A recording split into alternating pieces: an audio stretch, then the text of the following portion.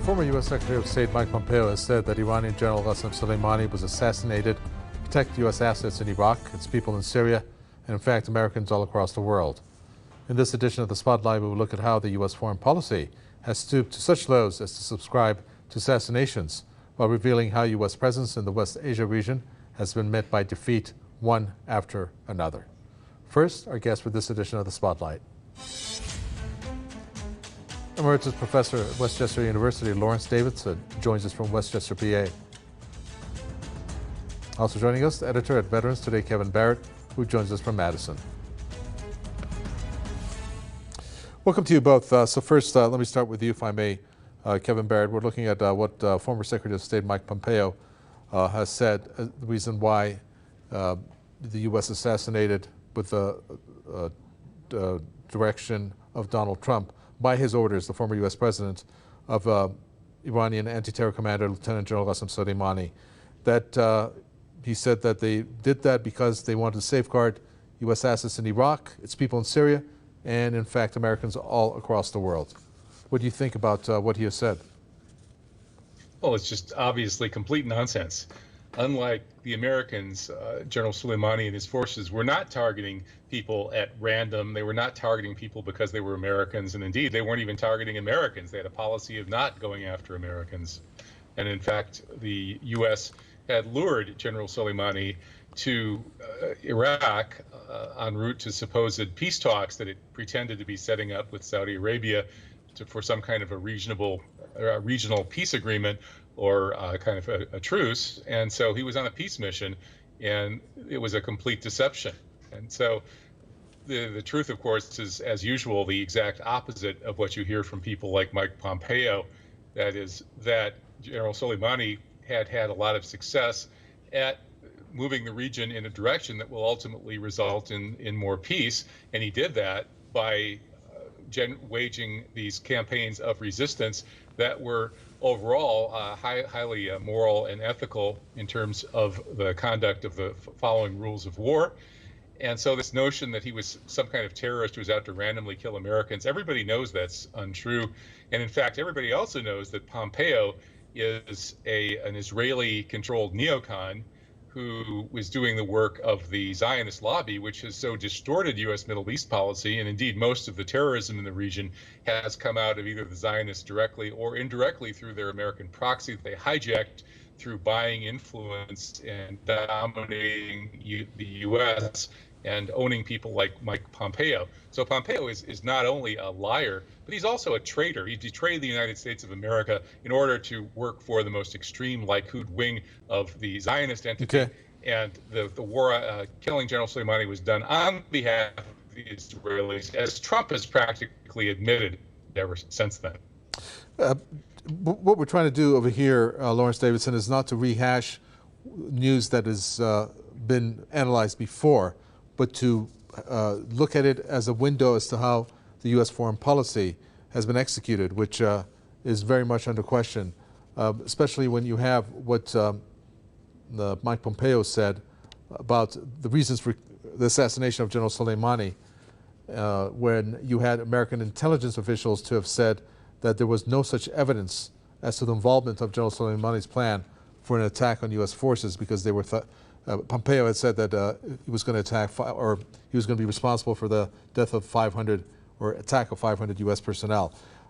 Is that the type of thinking that the foreign policy is under, coming from somebody who, in his case, has said that I was the CIA director, we lied, we cheated, and we stole? Well, that's pretty accurate. I mean, they do lie, and they do cheat. I don't know about stealing, but I think that the problem is that there's no coordinated overall plan in terms of foreign policy. It's very, very sporadic and reactionary rather than proactive. And so you get these sort of either they're kind of half-baked efforts where you just you don't follow through, which is like Syria. I mean, the Russians follow through. We don't follow through. And you get. Why do you think the U.S. doesn't follow through? Why doesn't the U.S. follow through? Yeah, well, I think that it's sporadic. That they don't. At the political level, they don't really have a plan. So they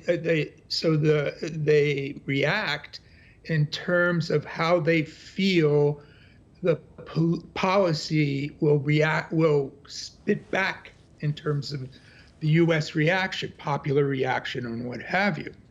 And so really, it's the policymakers' judgment of domestic reaction that really controls how ultimately they'll react in these foreign policy issues.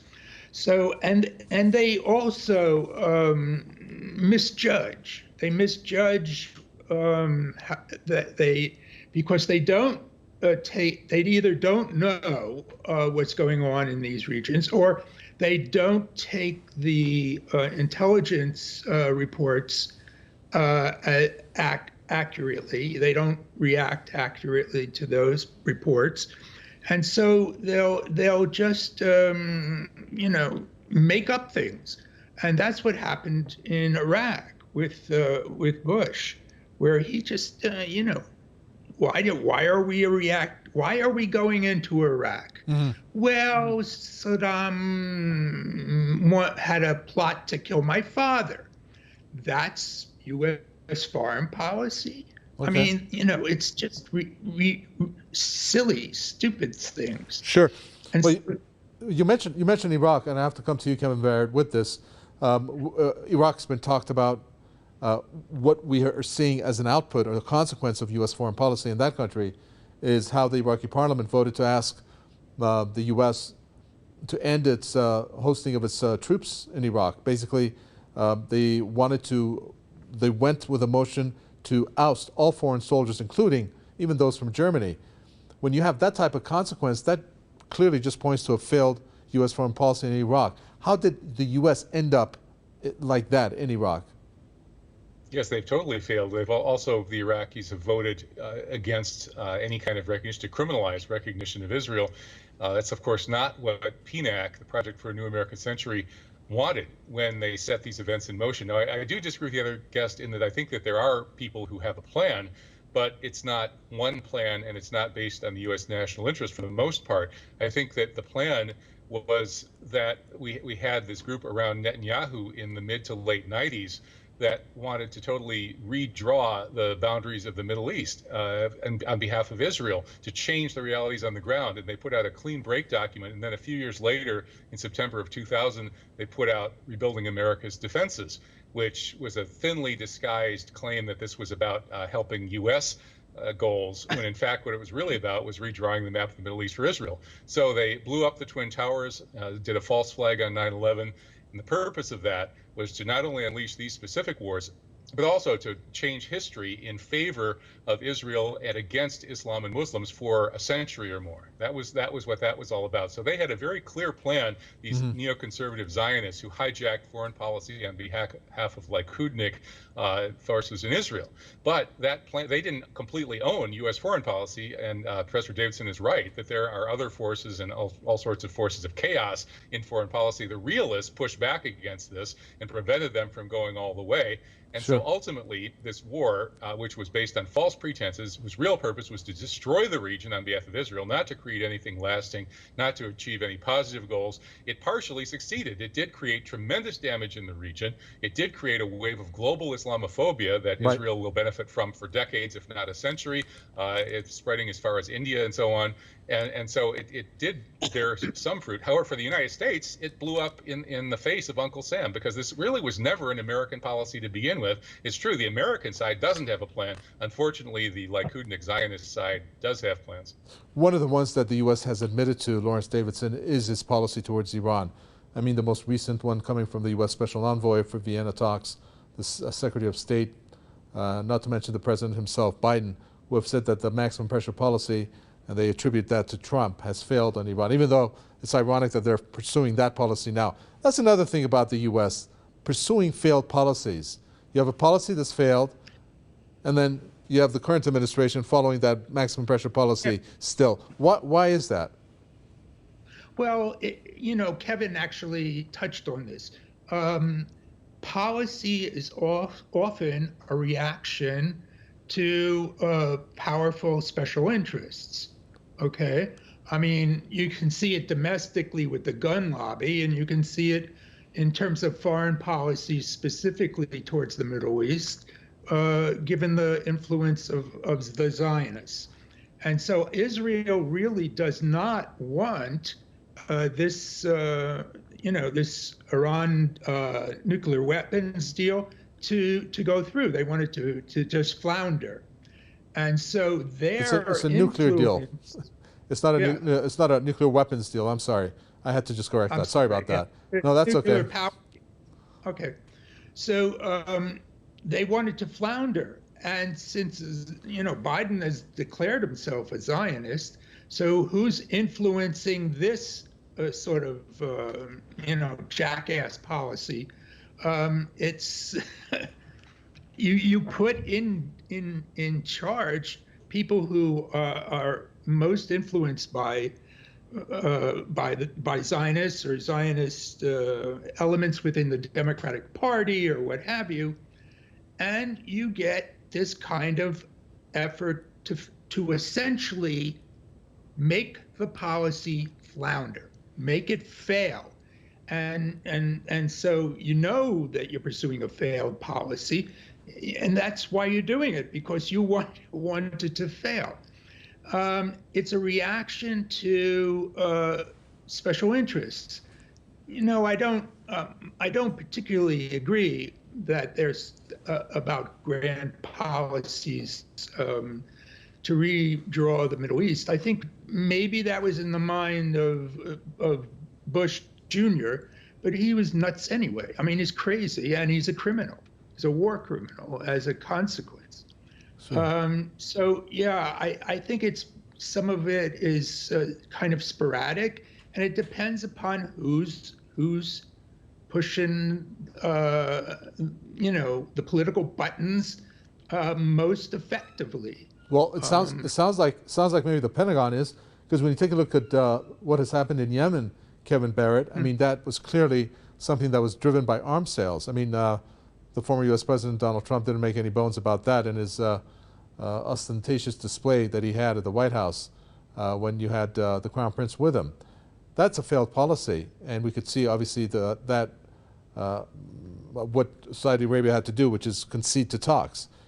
Was that policy just driven by arms manufacturers and arms sales?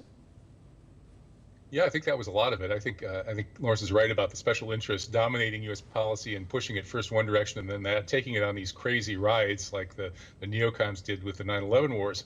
And in this case, yeah, the arms makers are getting rich, selling weapons to Saudi Arabia. And Biden revealed himself as a complete hypocrite after pretending that he was the opposite of Trump on this and criticizing Trump. Well, they're all selling out to the Saudis. Obama did. Obama allowed the war in Yemen, if not actually encouraged it. And Trump just went along with that in a more ostentatious way. And now the same thing is happening under Biden, even after he spoke out so vociferously against it when he was campaigning and saying he would never do these things that Trump had done. And he would be whipping the Saudis into line and punishing them for killing Khashoggi and so on and so forth. And none of that came true. So he's a liar and a hypocrite, but they all are. And yeah, it's the arms manufacturers are a big part of it. And then there's also the Zionists are actually in favor of the U.S. support for the war on Yemen, because the Zionists don't like the axis of resistance, which Yemen is a part of. So that lobby is also pushing it. And I think the folks the few people in government that actually care about the interests of the U.S. empire, which I frankly don't care about that much, but they do, and that's their job. So that's what they should be caring about. Those people probably also think that, well, for the near future at least, trying to keep the axis of resistance under control and keep propping up these friends of Israel in the region as long as we can before the whole thing collapses is really about all we can do. So it's a very chaotic policy. It's driven in contradictory directions and often self-destructive directions by these lobbies Right. and special interests. And there's really no principled vision. And I think Lawrence was right about that in terms of thinking out how to have a win-win strategy where the U.S. does okay and other people do as well. Okay. That hasn't existed since the days of Kennedy and Eisenhower, if then. Well, one of the things that's very starking here is the way that the Syria policy of the U.S. has unfolded, Lawrence Davidson, because when you look at the decade of war that happened there, and all types of U.S. allies, including the U.S. itself, indirectly or covertly being involved in it, it not only did not result in the defeat of Syria and the ouster of democratically elected Assad, but rather you have some of the allies who are now receiving Assad with open arms, like the UAE. So you can see how that policy, just from that one particular angle, has also failed. Again, we're trying to break down the U.S. foreign policy here. And in West Asia, in this particular case, my question to you is on Syria. How do you think that unraveled for the U.S.? Well, I think the initial impulse was essentially to overthrow Assad. Okay, and that came also from the Israeli lobby. I think was a shaker and mover in that one. So the problem was that if you were going to overthrow Assad, you had to then surreptitiously, anyway, support some really very unsavory terrorist kinds of folks. Okay. And so there was a lot of uncertainty about how just to go about this. And that uncertainty, I think, led to a half-assed effort. And pretty soon, the U.S. couldn't compete with the locals. In other words, they didn't have the force and they didn't have the will to compete with Iran or Turkey or even the Russians in this area, and so they lost out.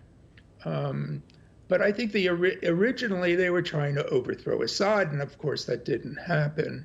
I think that the Americans in Washington, in other words, the administration, is very, very hungry for a win. Where? Okay? And that's why they're throwing everything they can into Ukraine. Uh-huh. Okay, so another obsession. There we're talking about how they want to defeat Putin. All right, so let's look at Saudi Arabia, Kevin Barrett. Saudi Arabia obviously was one of the strongest allies that the U.S. could count on for the West Asia or the Middle East region, but we're looking how that relationship has been strained, especially through Biden calling it a pariah state, and at this point not even talking to the Crown Prince. And it seems like he's going to be making a visit to the region, putting aside all of that and the human rights that Saudi Arabia is obviously violating for oil, because obviously there's a need for it.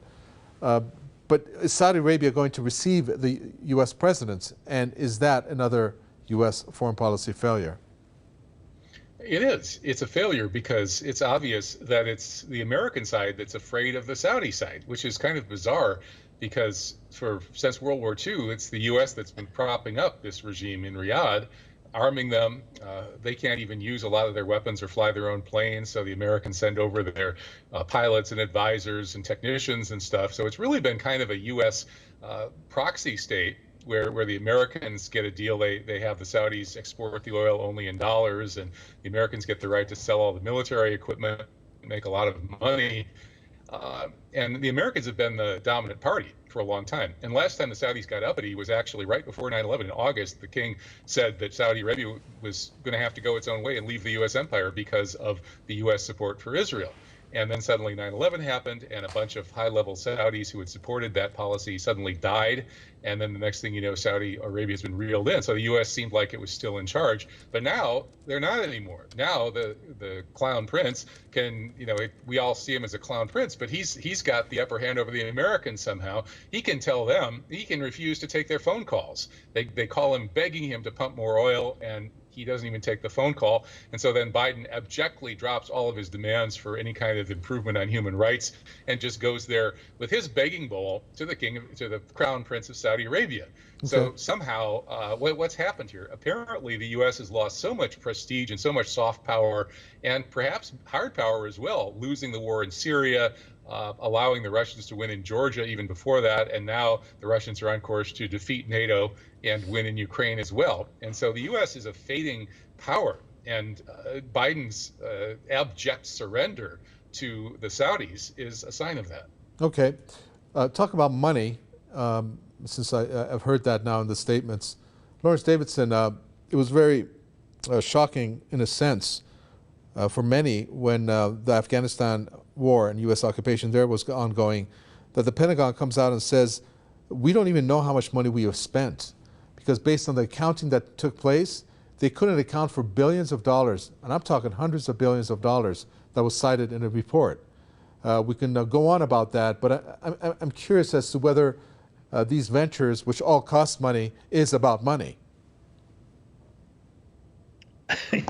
Well, yes, I think that it's a lot of it is about money, and the nature of these ventures essentially creates a sphere or a environment for corruption. I mean, when you are distributing, either in actual dollars or in material, millions and millions and millions of dollars per week, some of that is going to generate corruption, and corruption then becomes its own engine.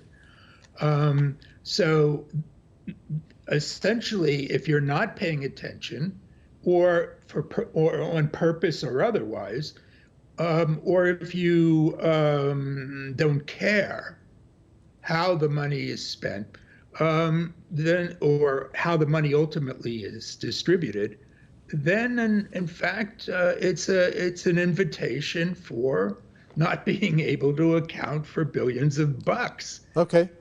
We got less than 30 seconds here left. Kevin Barrett, former U.S. President Donald Trump, we have spent $7 trillion with a T in the Middle East, as he called it. You know what we have for it? Nothing. Does the U.S. have nothing to show for it in the Middle East, or West Asia, as we call it?